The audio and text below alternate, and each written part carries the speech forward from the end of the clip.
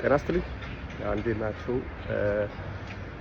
ዛሬ ለመናገር የምፈልገው ያለ በቂ አእምሮ ዝግጅትና ስልጠና የሚሰጡ ስልጣኖች እና የሚያስከትሉት መዘዝ ነው መናገር የምፈልገው። አገራችን ትልቅ እንደመሆኗ እንደ አካባቢው በተለይ በገጠሩ ህብረተሰብ ባህል አለ፣ አኗኗር አለ፣ ልማድ አለ። በአብዛኛው ቦታ በገጠር አካባቢ አንድ ሰው ገንዘብ ካገኘ የፈለገውን ነገር ድንገት ለማድረግ ምንም አይሸማቀቅም። ለምሳሌ አንድ ሰው ዛሬውኑ ባገኘው ነገር በአንድ ቀን የሚታይ ነገር ማድረግ ምንም ጥያቄ የማያስነሳም እንትንም አይልም። የሆነ ስልጣን ይዘህ ስልጣንህ ላይ የእጅ መንሻ መቀበል እንደ ነውር የማይቆጠርባቸው ቦታዎች አሉ። በቃ እንትና የዛ አካባቢ የገበሬ ማህበር ሊቀመንበር ነው፣ የሆነ ሰው ጠቦት በጊዞለት ቢሄድ ይኸው እንደ ነውር አይቆጠርም። የሆነ ሰው የሆነ ቦታ ሲያገኘው የሚጠጣ ከሆነ መጠጥ ቢገዛለት፣ ቢጋብዘው፣ ምሳ ቢጋብዘው፣ የሆነ ስጦታ ቢያደርግለት እንደ ነውር አይቆጠርም። ገጠር አካባቢ በአብዛኛው ገጠር እንደዚህ ነው እና የሚሾሙ ሰዎችም ይሄንን ነገር ያደርጋሉ አብዛኞቹ። እና ከዛ ገጠር የተወለዱና ያደጉ ሰዎች በትምህርት ይበረቱና ወይ ዩኒቨርሲቲ ይሄዱና ይመረቃሉ። ከተመረቁ በኋላ ስራ ይገባሉ። ልክ ስራ ሲገቡ በፍሬሽነታቸው ዘመን በተመደቡበት ቦታ ላይ ሁሉን ነገር ማድረግ የሚችሉ ነው የሚመስላቸው። ሁሉን ነገር ማድረግ የሆነ ሰውን መብት ለመስጠት የነሱ በጎ ፈቃድ ያለበት ይመስላቸዋል። የሆነ ስልጣን ካላቸው በዛ ስልጣን ዙሪያ ፈላጭ ቆራጭ እነሱ እንጂ የውስጥ ደንቡ መመሪያው ምን ይላል የሚለው ላይ ብዙ አያስጨንቃቸውም። የሆነ ሰው መብትን መከልከል ለነሱ አያስጨንቃቸውም። የሆነ ሰው ማጉላላት አያስጨንቃቸውም። ስለዚህ ሰውየው ከነሱ ጋር መደራደሩ ልክ እንደ ህጋዊ ስራ አድርገው የሚቆጥሩ ሰዎች ይበዛሉ። ለዚህም ነው አንዳንድ ሰዎች ስልጣን ሲይዙ የሆነ ገንዘብ ሲያገኙ ወዲያው ገንዘብ እንዳገኙ ቤት ሲገዙ ታያቸዋላችሁ፣ መኪና ሲገዙ ታያቸዋላችሁ፣ ወይ የሆነ ነገር ሲገዙ ታያቸዋላችሁ። ያ የሚሆነው ለምንድን መብቴ ነው ብሎ የሚያስቡት ገንዘቡ በምንም ነገር ይምጣ ገንዘቡ እኔ እጅ እስከገባ ድረስ መብቴ ነው ብሎ ያስባል።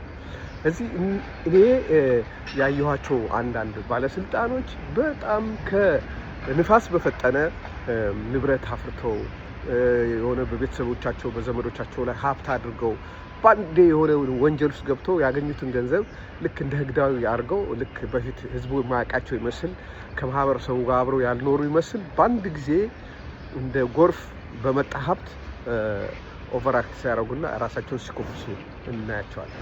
ይሄ የእውቀት ማነስ ነው፣ የብስለት ማነስ ነው። ማንኛውም ነገር በህጋዊ መንገድ ያላገኘው ነገር ሁሉ የወንጀል ውጤት ነው። የወንጀል ውጤት የሆነ ነገር ሁሉ በህግ ደግሞ ተቀባይነት የለውም። እና ምንድነው የማየው አንዳንድ ሰው ስልጣን ሲይዙ አሁን ለምሳሌ ባለፈው እንደጠቀስኩላችሁ አንድ ሰው የመንግስት ሰራተኛ ሆኖ ስራ በጀመረ በ2 እና በ3 አመት ውስጥ የ10 ሚሊዮን ሰርግ ሲያደርግ ቤቶች ሲገዛ በመንግስት መኪና ሳይሆን በራሱ መኪና ሲሄድ ከየት መጣ ብሎ የሚጠይቅ አካል አለመኖር ሀገራችን በነ ናይጄሪያ መደዳ ልትመደብ ትንሽ ይቀራል። እንደ ናይጄሪያ ባሉ የዌስት አፍሪካ ሀገሮች ውስጥ ኮራፕሽን ምንም ነውር አይደለም። በቃ ወንጀል እንደ ወንጀልም አይቆጠርም።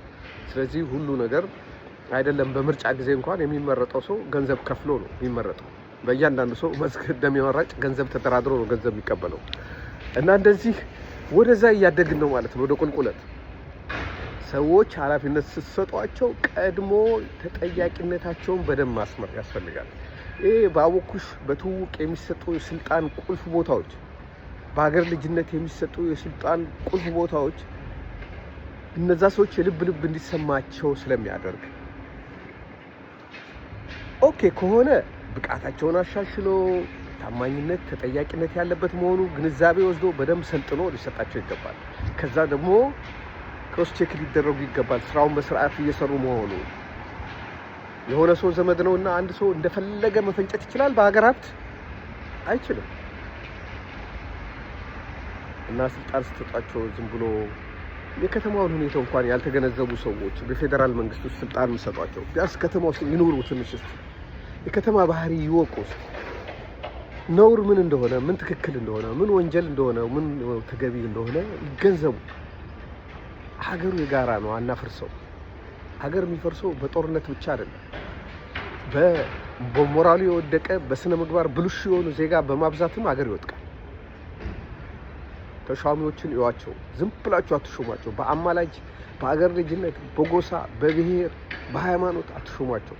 ፐርሰናሊቲያቸውን ገምግሙ፣ ከኋላ ክሮስ ቼክ አድርጓቸው። ኧረ ፕሊስ አገር ያስፈልገናል። ስላዳመጣችሁ ያመሰግናለሁ።